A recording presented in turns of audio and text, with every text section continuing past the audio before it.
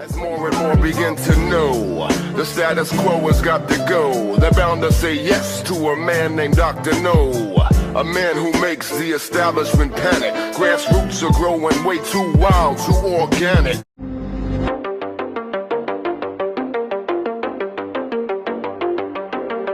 On Sunday, Denmark and the Netherlands became the first countries to pledge that they will provide Ukraine with US-made F-16 fighter jets following formal US approval of the transfer. So Danish Prime Minister Mette Frederiksen, she said that Denmark will hopefully provide Ukraine with 19 jets over the next few years, with the final deliveries being made in 2025.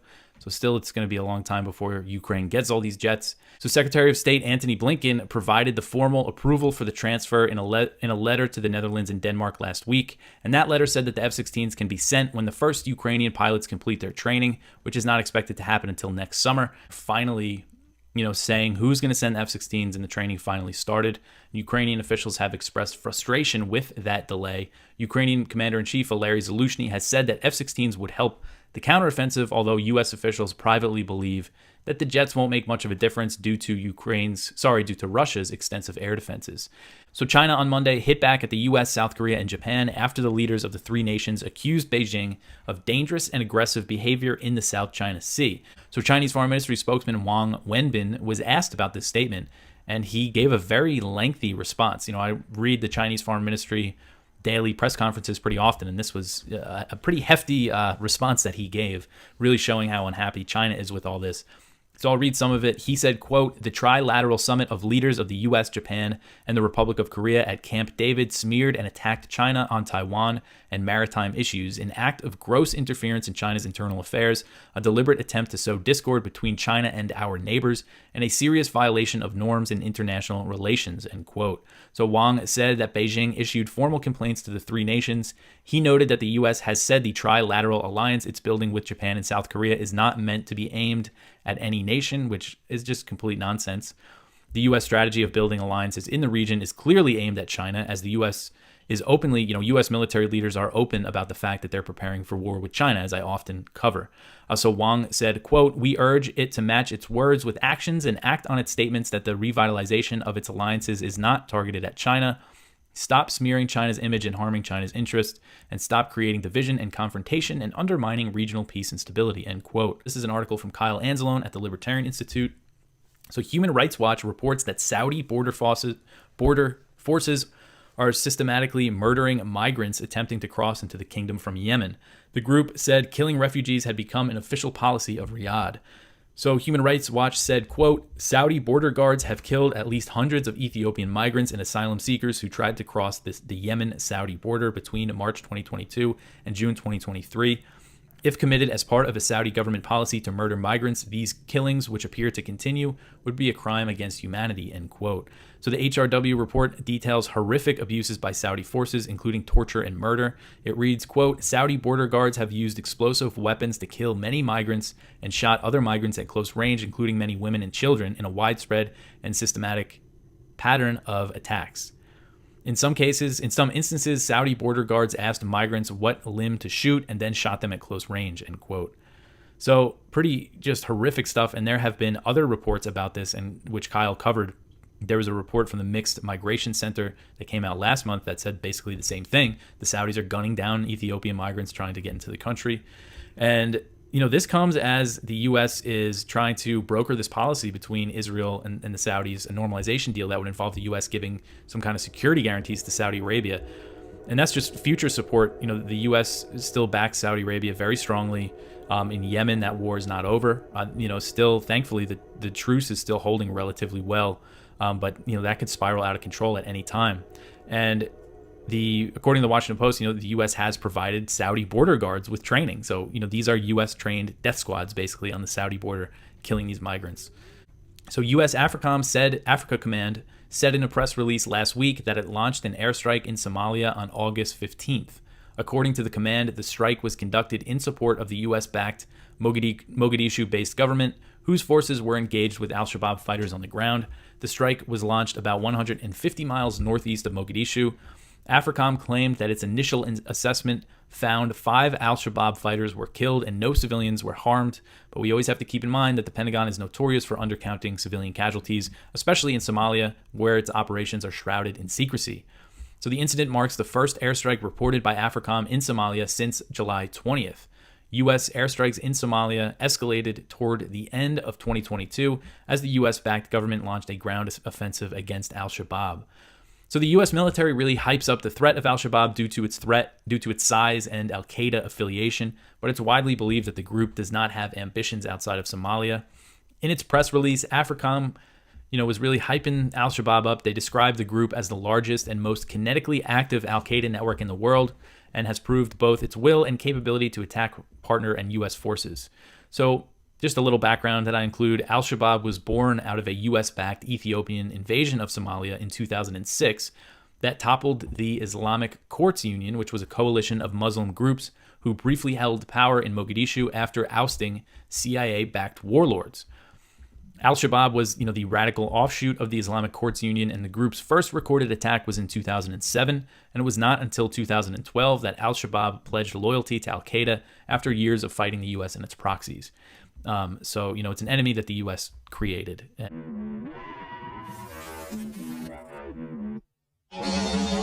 Why would we have biolabs in Ukraine?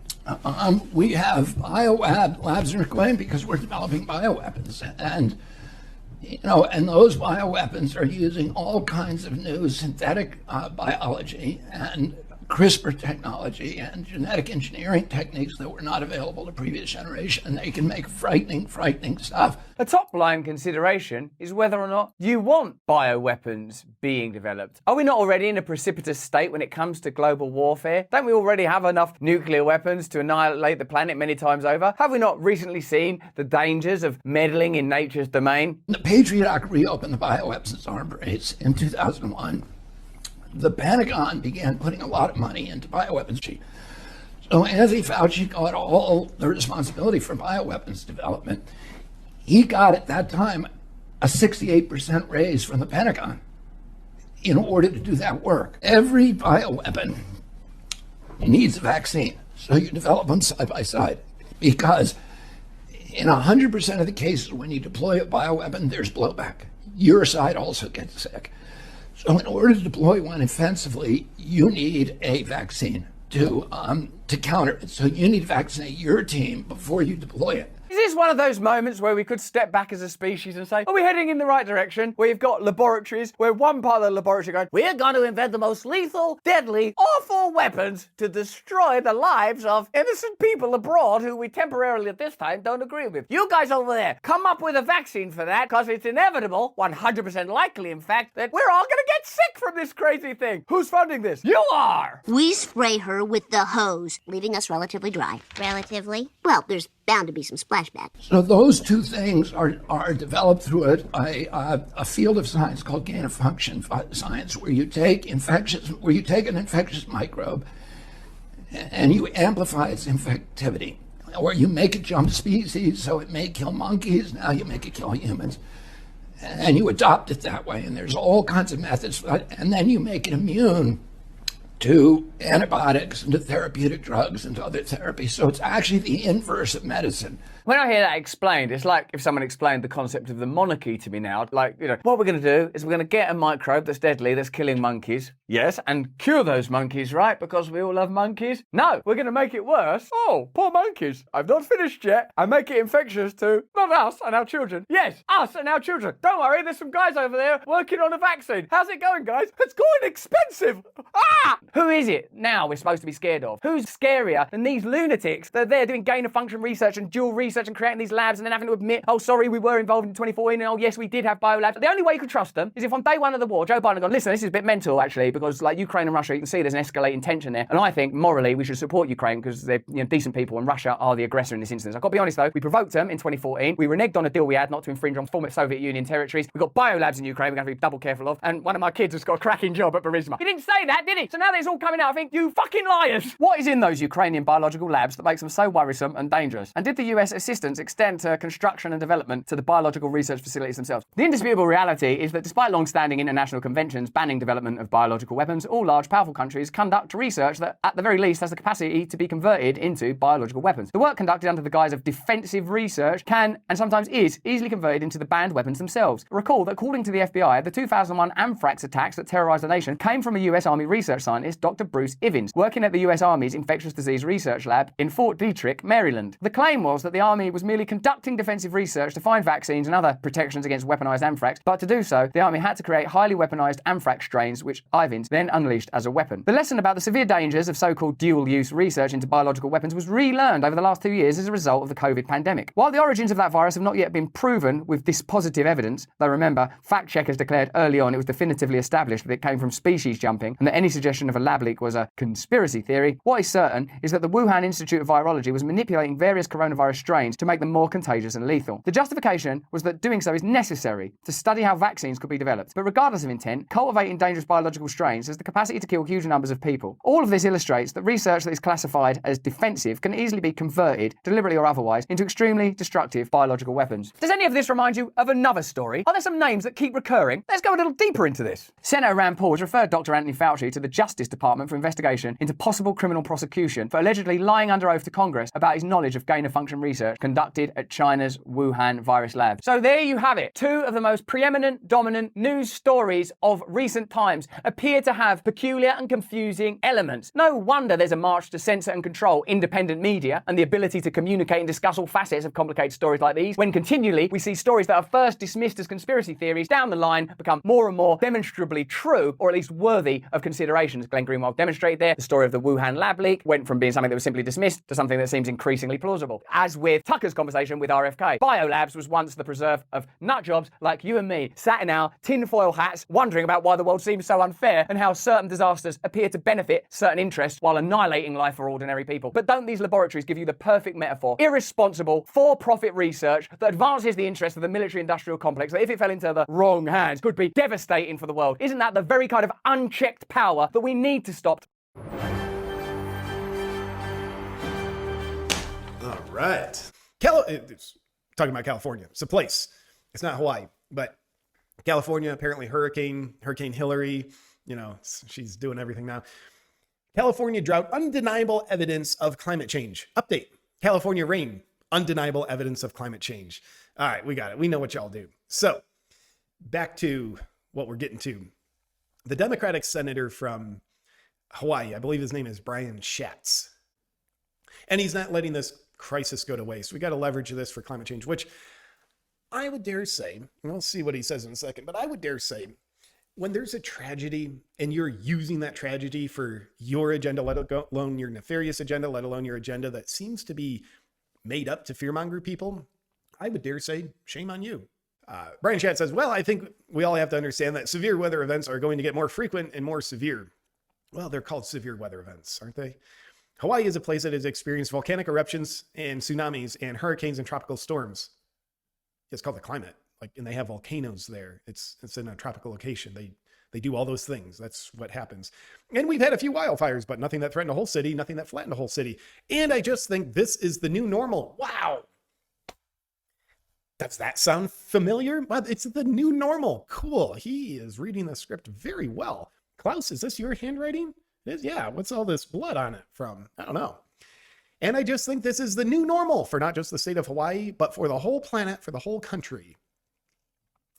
So, as we contend with increasing severe weather all the time, and we're not only going to need to take action on climate, we actually need to be prepared, blah, blah, blah, blah, blah, blah. We need to take action on the climate, says the good senator, where no matter what happens in the climate, it is a crisis, as we can tell. There's some conspiracies, a lot of coincidences, if you will, on the Maui wildfires that suggest maybe there's more than meets the eyes. Fire hydrants were dry. Why was the mayor and I believe the governor out of town that day, or the fire marshal was out of town? Why weren't firefighters on the streets? And there's reports that when people were trying to evacuate, they were being told it's not time to evacuate yet. Go back into the fires. Apparently schools were canceled that day and children were home. A lot of fishy things. Not to mention back in January, allegedly scientists met about turning Maui into a 15-minute city. I don't know the truth of it. I just know those are questions being asked. And the mainstream media is working in lockstep with each other to discredit all those as baseless conspiracy theories, misinformation. Sound familiar? The number one unanswered question that I have of President Trump, and that raving Trump fans have shared with me, some of them are high-profile Trump fans, and they've shared with me, I don't understand how and why he pushed the vaccine so hard. That doesn't sit well with me, and I either want answers or I've already drawn my conclusion, which is there was corruption there. The lockdowns are coming. Who broke this news, by the way? One Alex Jones. What do the people who are trying to put you back to sleep have to say with the new wave of lockdowns and restrictions coming? COVID is making a comeback this summer, so many of us would like to leave it in the past, but cases are once again on the rise. So when will new booster shots roll out? Ann Thompson asked the CDC director. This summer, most Americans... And then what they say after this is just horse crap. The Biden regime is preparing to reinstate full COVID-19 lockdowns, beginning with masking mandates for TSA and airport employees reportedly as early as mid-September. InfoWars was the first to report. A high-level TSA official reached out to InfoWars detailing a Tuesday meeting where TSA managers were informed of new memorandums and policies that would re-implement mask wearing. Great. We need that. These policies would reinstate the mask mandate for TSA and airport employees starting in mid-September. Now, you might be saying, not a problem. I don't work for the TSA. I'm not an airport employee. Doesn't affect me. Yeah, it does. And the official added that by mid-October, we're escalating. Ever seen this before? Goalposts are moving. We got to ask you to do more stuff here, people. By mid-October, mask wearing will be mandated for pilots, flight staff, passengers as well. Gotta love that. I'm sure it'll just be done on the airlines. So apparently Alex Jones had contact with this TSA official who he's close to, whistleblower. And then Alex Jones then made a call to Border Patrol person he's got an insider connection to. And the Border Patrol person said, hey, what'd you hear from the TSA guy? Alex Jones told him and said, yeah, we were just told the same thing. Now, let's hear a quick clip of Alex Jones himself.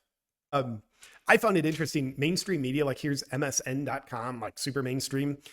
They're reporting on the whole, like, hey, new restrictions are coming, but there's a really deadly variant. Trust us this time, guys. We're not lying this time. It's coming. So that's why we're justifying these things. But they're like MSN.com, they're referencing Alex Jones and InfoWars on this. I love it. Like they're referencing him because he broke the story, which I think is just beautiful. They're like, hey, there is no one dumber or says more lies than Alex Jones. And by the way, here's what Alex Jones says. Here's the news, and we're going to show you. Oh, man, it's great.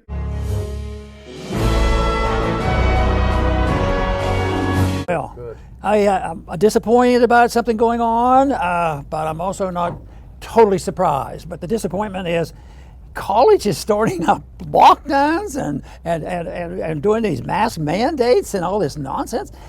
But there was one who was going to do it for 14 days. What in the world are they going to learn by putting masks on for 14 days?